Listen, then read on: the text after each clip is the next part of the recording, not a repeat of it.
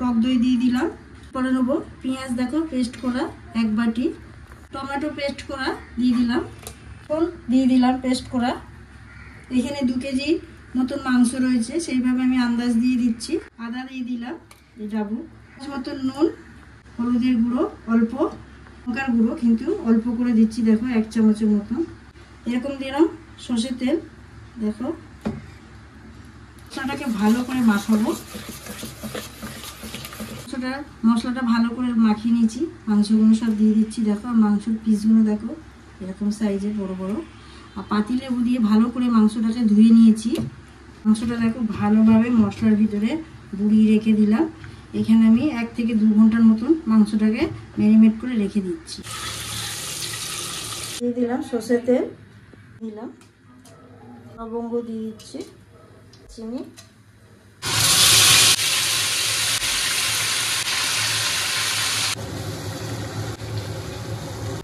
এখানে যে দেখো মশলাটা ভিজিয়ে রেখেছিলাম, এত মশলা কিন্তু আমি দেব না, অল্প উপর দিয়ে ছড়িয়ে দিচ্ছি। মাংসটা গ্যাসটা জোরে দিয়েছি, দিয়ে এরকম থাকবে 1 পিঠ হবে আর 1 পিঠ উল্টে দেবো। দেখো মাংসটা পুরো একদম গ্যাসটা জোরে রেখে কত সুন্দর পোড়া পোড়া হয়েছে, তেল বেরিয়ে গেছে। মাংসটা এরকমভাবে পোড়া পোড়া হবে আর তেল বেরিয়ে যাবে দেখো লাল লাল মতন। দেখো বিরিয়ানির মশলাটাকে ভালো করে ভেজে নিচ্ছি, নিয়ে এটাকে গুঁড়ো করে নেবো। মাংসটা দেখো হয়ে গেছে পুরো, এবার আমি গ্যাসটাকে বন্ধ করে দিলাম। পুরো দেখো ভাতটা দেখো কিরমভাবে করেছি, পুরো 90% একদম ভাতটা হয়েছে। প্রথম আলু দিয়ে দিলাম, হয়ে গেছে পুরো তৈরি। এবার ওপর দিয়ে কিছুটা আমি ছড়িয়ে দিলাম। মশলাটা দিয়ে মাংসটাকে এইভাবে সাজিয়ে নিচ্ছি।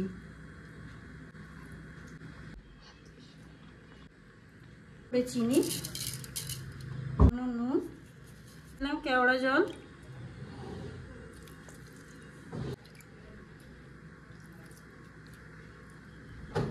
কেশর দুধে ভিজিয়েছিলাম সেই জলটা দিচ্ছি। বিরিয়ানির মশলাটাকে ছড়িয়ে দিলাম, ক্ষীরটা ঘষে দিচ্ছি,